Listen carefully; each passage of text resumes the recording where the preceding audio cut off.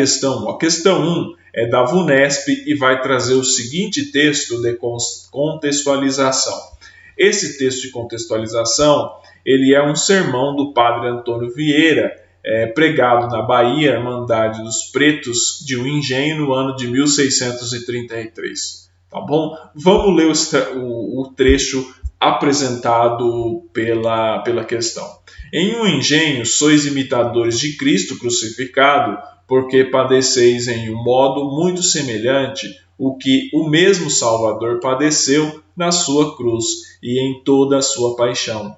Os ferros, as prisões, os açoites, as chagas, os nomes afrontosos, tudo isso se compõe à vossa imitação, que se for acompanhada de paciência, também terá merecimento de martírio, certo? Padre Antônio Vieira é um padre jesuíta que viveu no Brasil no século XVII e que tornou-se famoso na história do Brasil pelos seus sermões. E nesse sermão, nesse texto, ele está falando sobre o sofrimento que os escravos viviam, os comparando, certo, ao sofrimento padecido pelo mesmo Cristo Salvador. Tá bom? Vamos ler a opção. A questão está pedindo o seguinte: pode-se concluir dos argumentos do padre Vieira de que os jesuítas no Brasil, a alternativa A, eram favoráveis à abolição da escravidão dos negros. Essa alternativa está incorreta, por quê? Por mais que a igreja tenha se posicionado de maneira crítica no tocante aos castigos físicos, né, a igreja não era favorável à abolição da escravidão dos negros nesse momento histórico. Em momento histórico nenhum, a igreja, enquanto instituição, ela se engajou fortemente na abolição da escravidão. Tá bom? Certo? Portanto, essa alternativa ela está errada. A alternativa B vai dizer o seguinte: viviam em conflito aberto com os senhores de engenho. Essa alternativa também está incorreta, porque por mais que tinha atritos entre alguns padres e senhores de engenho, várias revoltas, inclusive no Brasil, nesse período histórico, tinham participação de padres, por mais que tenha ocorrido isso, não havia um conflito aberto com os senhores de engenho. Havia uma ligação, muitas vezes, de parentesco entre o senhor de engenho e a própria Igreja Católica, porque quem que bancava todas as despesas da igreja num determinado local era o indivíduo mais rico, era o senhor de engenho, e muitas vezes o senhor de engenho destinava um filho para ser sacerdote.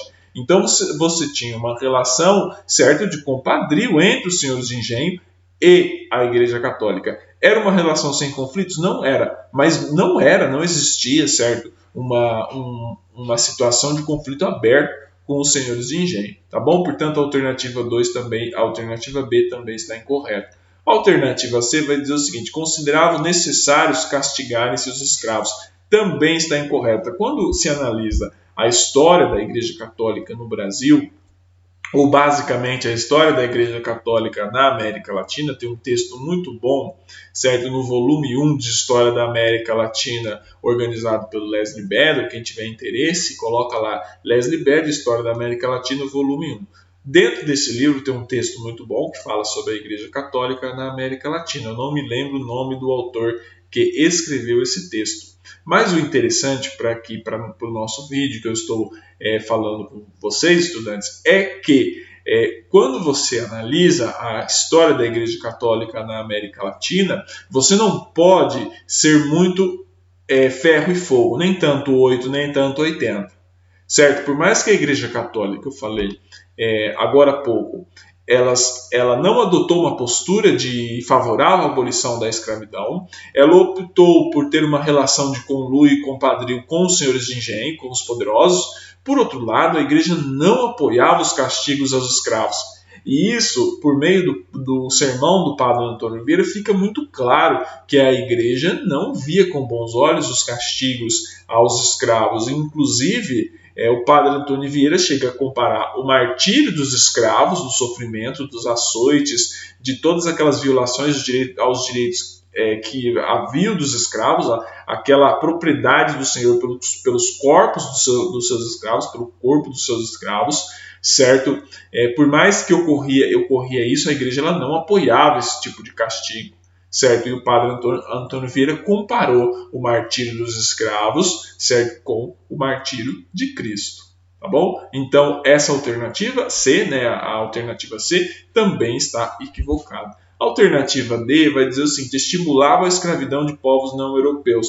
Essa alternativa também está incorreta, tá bom? Nem tanto, ao analisar a Igreja Católica, nem tanto 8, nem tanto 80. Eles não estimulavam a escravidão de povos não europeus, tá certo? Portanto, a alternativa D também está incorreta. Só sobra a alternativa E, que reconheciam os sofrimentos produzidos pela escravidão. Qual é a única alternativa que está correta, condizente com o sermão do padre Antônio Vieira? É a alternativa E, certo? Lendo o extrato de texto do padre Antônio Vieira, você percebe que havia um reconhecimento dos sofrimentos produzidos pela escravidão. Certo? Portanto, na questão 1, a alternativa correta é a letra I. Vamos à questão 2. A questão 2 veio do Enem e ela vai trazer o seguinte extrato de texto. Jean Delery viveu na França na segunda metade do século XVI,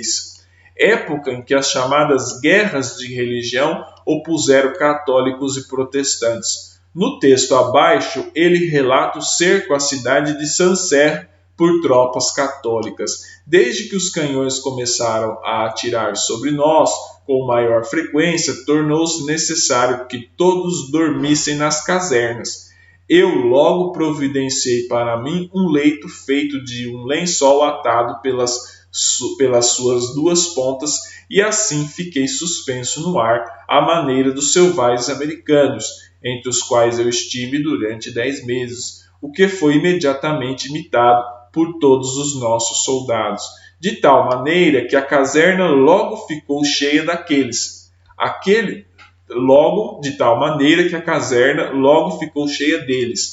Aqueles que dormiam assim puderam confirmar o quanto esta maneira é apropriada, tanto para evitar os vermes quanto para manter as roupas limpas. Esse texto nos traz a seguinte reflexão. Primeiro, o século XVI, certo, na Europa, ele foi fortemente marcado pelas guerras religiosas. E em junho de 1517, Lutero prega suas teses em Wittenberg. A Europa entra em graves conflitos religiosos, certo, entre católicos e protestantes. Esses conflitos serão resolvidos apenas no século XVII, já em outro momento histórico, certo? Mas eu paro por aqui para falar disso daí. O que está dizendo o Jean Delery? O Jean Delery, ele é um autor, certo, francês, um indivíduo francês que esteve aqui na América, certo? E o que ele está falando desse lençol atado nas suas pontas e de ficar suspenso no ar? Ele está falando da rede, pessoal, da rede, certo? A rede ela é uma invenção dos indígenas. A rede é uma invenção dos indígenas. Você fica suspenso no ar. Ao invés de você dormir no chão, você dorme suspenso no ar. Então você escapa dos vermes. Lembre que você estiver num terreno pantanoso, você escapa das sanguessugas, etc, etc, etc. É uma tecnologia do indígena. Eu sei que a visão eurocêntrica tende a colocar a Europa como mais avançada do que os indígenas, do que os negros. Mas isso não é uma realidade, não era uma realidade. Muitas das tecnologias europeias, daquilo que os europeus inventaram, certo, foi produzido a partir da junção de inúmeros elementos culturais. Os africanos, que eram transportados para cá como escravos, possuíam suas tecnologias. Os indígenas também possuíam suas tecnologias, produto da interação com o meio, certo? Com o meio ambiente, tá bom? Dito isso, vamos ler as alternativas. Nesse texto, Jean Delery, alternativa A, despreza a cultura e rejeita o patrimônio dos indígenas americanos. Essa alternativa ela está errada, por mais que o Jean Delery ele apresenta uma visão eurocêntrica e um certo desprezo, entenda-se desprezo entre aspas, pelo indígena, certo? Ele não está desprezando a cultura e muito menos rejeitando o patrimônio cultural dos indígenas americanos. Ele está se apropriando dessa tecnologia. Ele e os companheiros de caserna, certo? Portanto, a alternativa A está equivocada. A alternativa B vai dizer o seguinte: revela-se constrangido por ter de recorrer a um invento de selvagens. Também não. Por mais que ele disse que eram selvagens americanos, etc, etc, etc, ele não se mostrou constrangido. Pelo contrário, ele se apropriou dessa tecnologia e inspirou seus colegas também. A alternativa C vai dizer o seguinte: reconhece a superioridade das sociedades indígenas americanas com relação aos europeus. Também está equivocado. Tá? Ele não vê as sociedades indígenas como superiores às sociedades europeias. Muito pelo contrário, ele vê as sociedades europeias como superiores às sociedades indígenas, embora ele tenha se apropriado de uma cultura indígena. Essa questão ela é muito mais de interpretação de texto, certo, do que propriamente de conhecimento histórico, certo? A letra D vai dizer o seguinte: valoriza o patrimônio cultural dos indígenas americanos, adaptando-os às suas necessidades. Correto. Essa alternativa é a correta. O Jean Delery, ele valoriza o patrimônio cultural dos indígenas americanos, ele valoriza, mas ele não admite a superioridade, certo? Ele continua hierarquizando a Europa como melhor do que os indígenas, mas ele adaptou as suas necessidades à necessidade da guerra, certo? Portanto, a alternativa D é a correta e a alternativa E vai dizer o seguinte: valoriza os costumes dos indígenas americanos, porque eles também eram perseguidos pelos católicos. Também está equivocado. Na questão 2, a alternativa correta é a letra D de dado, certo? Eu vou pular a questão 3 e a questão 4, porque eu divergi delas no tocante ao gabarito, certo? Então eu vou direto para a questão 5. A questão 5, ela da VUNESP, vai trazer um extrato de texto do Frei Vicente de Salvador. Vamos lá, vamos ler primeiro. Um cronista do período colonial escreveu que os povoadores do Brasil, por mais ricos que sejam, tudo pretendem levar a Portugal, e se as fazendas e bens que possuem souberam falar, também lhe houveram de ensinar a dizer como aos papagaios, os quais a primeira coisa que ensinam é papagaio real para Portugal, porque tudo querem para lá. Esse texto, né? Ele está evidenciando algo muito importante, que é o processo de colonização, certo? Nós temos aquela dicotomia, né? Aqueles dois termos que não se antagonizam de fato, que é colônia de povoamento e colônia de exploração, que é um termo problemático também, ao meu ver, já falei isso em outros vídeos. Por quê? Porque havia exploração nas colônias de povoamento e havia povoamento nas colônias de exploração. Certo? Isso é muito importante que vocês, estudantes, gravem isso. Havia exploração nas colônias de povoamento e havia povoamento nas colônias de exploração. Mas acontece que nas colônias de povoamento a produção era voltada ao mercado interno. E nas colônias de exploração a produção era voltada para a exportação. Portugal tinha uma mentalidade colonialista no tocante ao Brasil, mas uma mentalidade colonialista exploratória. Por isso que está dizendo aqui no texto, né, papagaio real para Portugal, porque tudo querem para lá. Ou seja, tudo que se produz aqui querem se levar a Portugal. Ou seja, é um entendimento do texto certo no tocante à colônia de exploração. Vamos lá. O texto do cronista revela que, letra A, os colonizadores procuravam usufruir as riquezas da colônia, não manifestando nenhum apego à terra. Essa alternativa que é a correta, certo? Se ele está falando, certo? Aos povoadores, por mais ricos que sejam, tudo pretende levar a Portugal. E se as fazendas e os bens possuídos soubesse falar, também lhe houveram de ensinar a dizer como aos papagaios, papagaio real para Portugal. Ou seja, os colonizadores procuravam usufruir das riquezas da colônia, não manifestando nenhum apego à terra. Isso daí, ou seja, tinha um sentimento de exploração para com a terra. Certo? A alternativa A está correta e vamos ler as demais alternativas para nós descartarmos, tá bom? Eu sei que é um pouco ruim quando acontece quando a A é a correta, certo? Mas na hora que você estiver resolvendo lá no vestibular, no Enem, é importante que o candidato ele leia todas as alternativas, certo? Antes de marcar a correta, ele precisa descartar as outras alternativas, certo? Fazendo pelo descarte é muito mais fácil de você acertar, aumenta a sua chance de acertar, certo? Vamos lá. Os povoadores objetivavam preservar a fauna e a flora exóticas da nova terra, como os papagaios. Perdão.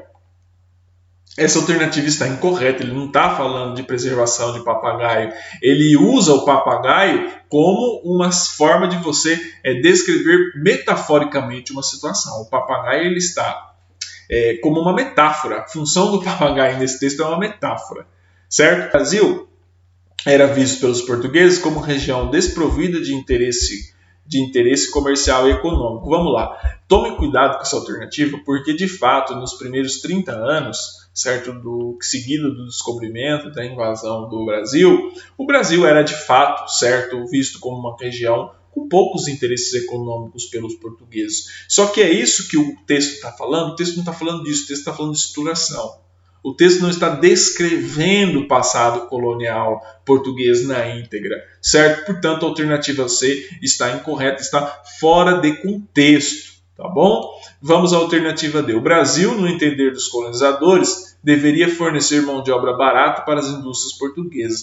Nesse momento histórico não se tinha indústria, pessoal, não se tinha indústria. A indústria começa a surgir, o termo indústria, como a gente pensa, na Inglaterra do século XVIII, no pós-revolução industrial. E a industrialização de Portugal é bem mais recente, bem mais tarde, ocorreu bem mais tarde. Lembre-se que os primeiros países a se inserir na Revolução Industrial, o primeiro deles foi a Inglaterra, depois foi França, Estados Unidos, a Alemanha, em momentos históricos distintos. Não se podia falar em indústria em Portugal. Portugal vivia sobre um sistema mercantilista, com um pacto colonial extremamente rígido nesse momento histórico, certo? Portanto, a alternativa D também está incorreta e a alternativa E vai dizer o seguinte: os portugueses ocuparam o Brasil com a finalidade de defendê-lo e de fundar uma nova pátria. Está errado essa aqui. Os portugueses ocuparam de fato o Brasil depois da década de 1530. Portugal decide ocupar o Brasil, incentivar o povoamento do Brasil, mas é com a finalidade de defendê-lo contra as invasões francesas ao Rio de Janeiro, por exemplo, certo? Contra invasões de outras nações europeias. Entretanto, alunos, Portugal não tinha contingente suficiente para isso e não tinha população e não tinha dinheiro suficiente para investir nisso, certo? Não se tinha um objetivo de fundar uma nova pátria. Essa não era a política vigente no momento. Portanto, a alternativa E também está incorreta. Isso significa que na questão 5, a alternativa A é a correta. Certo? Vamos à questão 6 agora, que é da FUVEST, São Paulo. Eu, el rei Dom João III, faço saber a vós, Tomé de Souza, fidalgo da minha casa, que ordenei mandar fazer nas terras do Brasil uma fortaleza e povoação grande e forte na Baía de Todos os Santos. Tenho por bem enviar-vos por governador das ditas terras do Brasil. Regimento de Tomé e Souza. Beleza. Lido o texto de contextualização, nós vamos ler o enunciado. As determinações do rei de Portugal estavam relacionadas.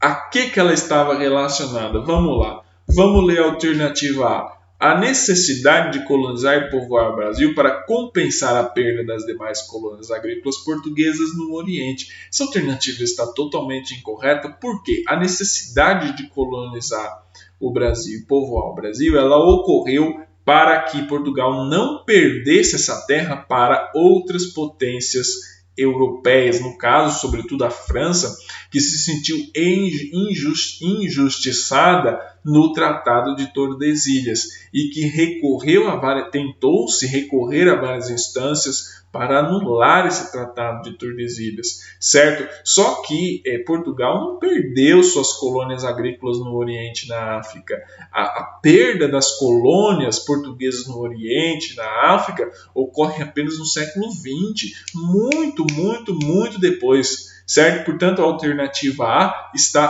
totalmente incorreta, está totalmente errada. Vamos à alternativa B. Aos planos de defesa militar do Império Português para garantir as rotas comerciais para a Índia, Indonésia, Timor, Japão e China. Também está incorreto. Esse período é o período de pré-colonização. Nós estamos falando do século XV, 1492, 1498, que Portugal contorna, que os navegadores portugueses contornam a África, certo? Isso não tem nada a ver com o Brasil. O Brasil, de fato, é descoberto também nesse processo, certo? Mas ele não tem nada a ver. A nomeação de Tomé de Souza como governador do Brasil não tem nada a ver com esse plano de defesa militar, tem a ver com o plano de defesa militar, mas não com o objetivo de garantir rotas comerciais para a Índia e Indonésia. Nesse momento histórico, essas rotas já eram conhecidas e Portugal já as dominava, certo? Portanto, a alternativa B está incorreta também.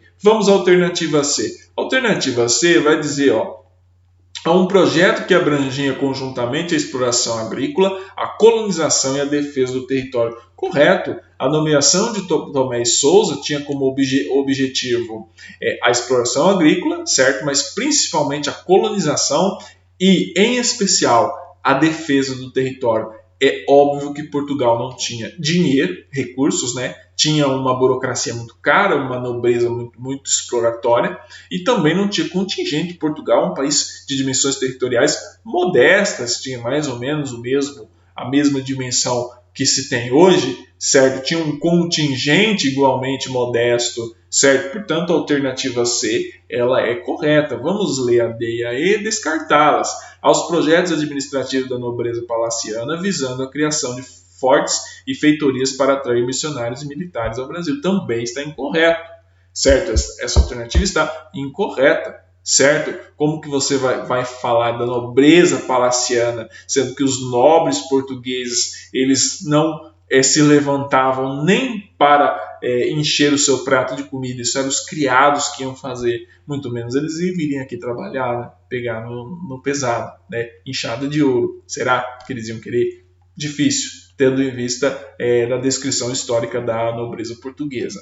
A alternativa E vai dizer o seguinte: ao plano de inserir o Brasil no processo de colonização escravista semelhante ao desenvolvido na África e no Oriente. O Brasil já estava inserido nesse processo de colonização escravista. O Brasil já era um país escravista. Óbvio que o grosso do contingente de escravo ainda não havia chegado no Brasil. É óbvio que não. Certo? Porque para vir o contingente de escravo você precisa ter necessidade de mão de obra. Por que o senhor de escravo ele vai comprar o escravo se ele não tem necessidade de mão de obra, certo? À medida que se cria a necessidade da mão de obra, ele começa a contratar os escravos e aí ele começa a comprar os escravos e trazer aqui para o Brasil, certo? Portanto, na questão 6, a alternativa correta é a letra C. Vamos à questão 7. A questão 7 vai trazer os dois textos, na verdade. Texto 1. A questão 7 vai trazer o seguinte texto. Vamos lá. Gabriel Soares, um oficial português, escreveu em 1587 sobre os índios Guaianá.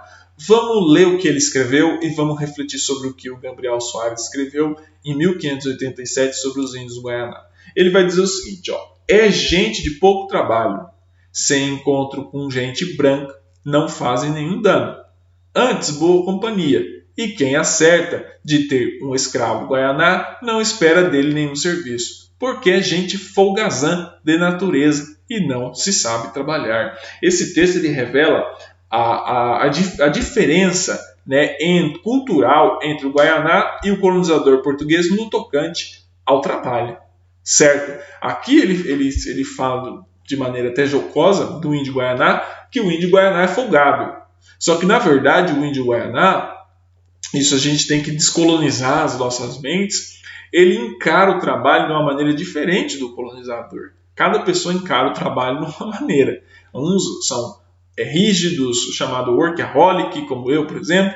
Outros já são mais comedidos, outros já são mais lentos, outros já são mais... não tem tanto assim amor ao trabalho. É uma forma cultural de se encarar o trabalho, e cada indivíduo tem um relacionamento com o trabalho muito particular. Essa é uma discussão sociológica mais ampla, acho que não interessa para nós. O texto expressa Vamos ler as alternativas. Deixa eu puxar aqui mais um pouco. A alternativa A vai dizer o seguinte: a diferença entre as concepções de trabalho do mundo europeu e das culturas indígenas. É o que eu acabei de falar. De fato, havia uma concepção diferente de trabalho entre o europeu e das culturas indígenas. Essa alternativa ela está correta. Vamos ler as demais para descartá-la? Vamos ver a alternativa B. O preconceito racial que coibiu formas de miscigenação cultural na colônia. Gente, existia um preconceito racial entre o indígena e o colonizador europeu? É óbvio que existia, mas isso não coibiu formas de miscigenação cultural na colônia. Para aqueles alunos que têm pouca leitura, coibir é impedir, tá bom? É importante que vocês se atentem aos sinônimos, tá bom? Coibiu, impediu, o que são sinônimos? São palavras diferentes com significados parecidos, tá? Aqui no texto faz muita diferença conhecer sinônimos, tá bom? Para não repetir as palavras. Vamos à alternativa C. A alternativa C vai dizer o seguinte: a ineficiência do ensino dos missionários ministrados aos grupos indígenas sem tradição agrícola. Tome cuidado com isso daí, tá? Dizer que os indígenas aqui da América não tinham tradição agrícola, isso não é verdade. Muitas das técnicas agrícolas desenvolvidas pelos indígenas foram apropriadas pelo colonizador, tá bom? Então, o colonizador ele se apropriou de muita tecnologia do indígena e colocou como ele. Ele deu uma trama modificada e vendeu como se fosse dele, por conta do eurocentrismo. Tá? Mas essa é uma longa discussão no campo da antropologia que eu não vou entrar. Vamos na alternativa D. A alternativa D vai dizer o seguinte: o argumento básico para se elaborarem leis proibindo a escravização indígena da colônia. O processo de proibição da escravização indígena na colônia ocorre depois, mas tinha, de certa forma, brechas na lei que você podia escravizar o indígena, mesmo depois da proibição da escravização dos indígenas.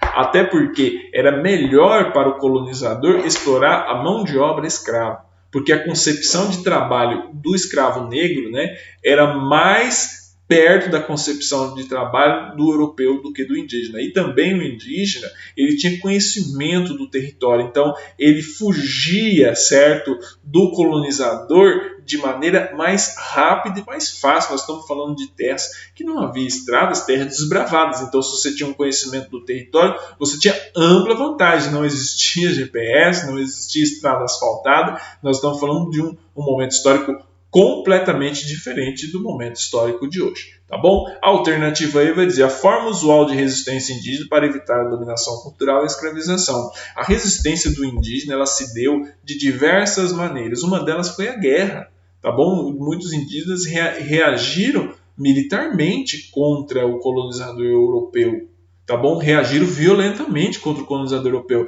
Essa ideia de você colocar que o indígena, por meio da sua preguiça, né, que eles chamam preguiça entre aspas, ele reagiu ao colonizador europeu, essa é uma visão totalmente equivocada, eurocêntrica e preconceituosa. É importante que vocês se desfaçam desse tipo de ponto de vista, tá bom? Portanto, na alternativa 7, na questão 7, melhor dizendo, a alternativa correta é a letra A.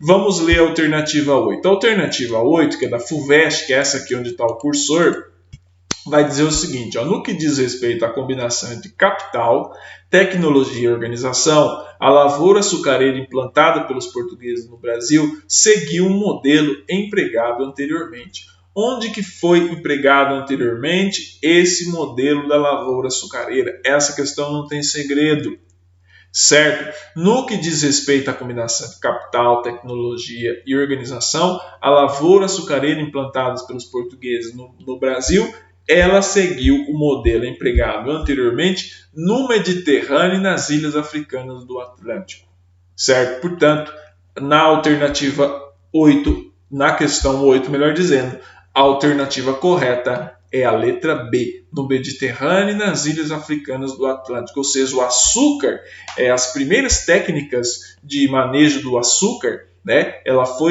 foi experimentada no Mediterrâneo e nas ilhas africanas do Atlântico. Acontece que essa cultura do açúcar se adaptou muito bem ao território brasileiro, certo? E o território brasileiro é muito mais vasto do que o Mediterrâneo e as ilhas africanas do Atlântico. O açúcar gosta de terras quentes, ou pelo menos essa cultura do açúcar, com as tecnologias que tinha nesse momento histórico, ela gostava de terras quentes. Portanto, na questão 8, essa não tem segredo, a alternativa correta é a letra B. Vamos à questão 9, também conhecida como última questão do nosso vídeo de hoje. Vai dizer o seguinte: durante o período colonial, o Estado português deu suporte legal a guerras contra os povos indígenas do Brasil sobre diversas alegações. Derivou daí a Guerra Justa, que fundamentou. Você precisa saber o que é a Guerra Justa. A Guerra Justa era um instituto jurídico e militar, entenda-se entre aspas, em que você permitia escravizar e matar o indígena que está resistindo à escravidão. Ou seja, o colonizador, ele gostava do indígena dócil e que assimilava a cultura do colonizador de maneira mais suave, certo? Que aceitava a cultura do colonizador. Quando esses indígenas impunham uma resistência muito grande, ele decretava a guerra justa, que era uma permissão para matar e escravizar esses indígenas. Eu praticamente dei a resposta para vocês. Então vamos ler as alternativas e com base no que eu estou explicando vocês vão conseguir identificar a alternativa correta. Vamos lá. A letra A vai dizer o seguinte: o genocídio dos povos indígenas, que era no fundo a verdadeira intenção da igreja, do Estado e dos colonizadores. Essa alternativa está incorreta. Tá bom? Ocorreu um genocídio dos povos indígenas, a leitura histórica indica que ocorreu. Mas você não pode dizer que essa era a intenção da igreja, do Estado e dos colonizadores. A intenção deles era dominar. Se isso foi um genocídio ou não, essa é uma discussão mais profunda que não interessa para vocês nesse atual momento histórico. Futuramente vocês podem se ocupar sim dessa questão como pesquisadores na universidade, mas primeiro passe no vestibular, certo? Vamos na questão B. A questão B vai dizer o seguinte: a criação dos aldeamentos pelos jesuítas em toda a colônia, protegendo os indígenas dos portugueses. Também está incorreto, a Guerra Justa não era isso. A letra C vai dizer o seguinte: o extermínio dos povos indígenas no sertão, quando no século XVII a lavoura açucareira aí penetrou depois de ter ocupado todas as áreas litorâneas, também está incorreta. E a alternativa D, que é a correta, ela vai dizer o seguinte: a escravização dos índios, pois desde a antiguidade reconhecia-se o direito de matar o prisioneiro de guerra ou escravizá-lo. Essa alternativa está correta porque a Guerra Justa ela foi fundamentada num entendimento já existido na antiguidade, certo? De que você tinha direito de matar o prisioneiro ou escravizá-lo, aquele prisioneiro de guerra. Então, o indígena que estava submetido à Guerra Justa, o povo indígena, o grupo étnico indígena que estava submetido juridicamente à condição de Guerra Justa, certo? Ele estava submetido a esse preceito da lei portuguesa de que a perda na guerra permitia que ele fosse prisioneiro de guerra, escravo e que fosse morto. Certo? Portanto, a alternativa D é a correta e a alternativa E vai dizer uma espécie de limpeza étnica, como se diz hoje em dia, para garantir o predomínio do homem branco na colônia. Você não pode dizer que houve uma limpeza étnica porque são referenciais modernos para utilizar de eventos passados e você não pode fazer isso sem o devido cuidado. Bom, no vídeo de hoje é só. Muito obrigado pela atenção de todos vocês. Seguimos aqui com os nossos estudos. Curta, compartilhe e se inscreva no nosso canal. E muito obrigado pelos inscritos dos últimos dias, tá bom? Até mais.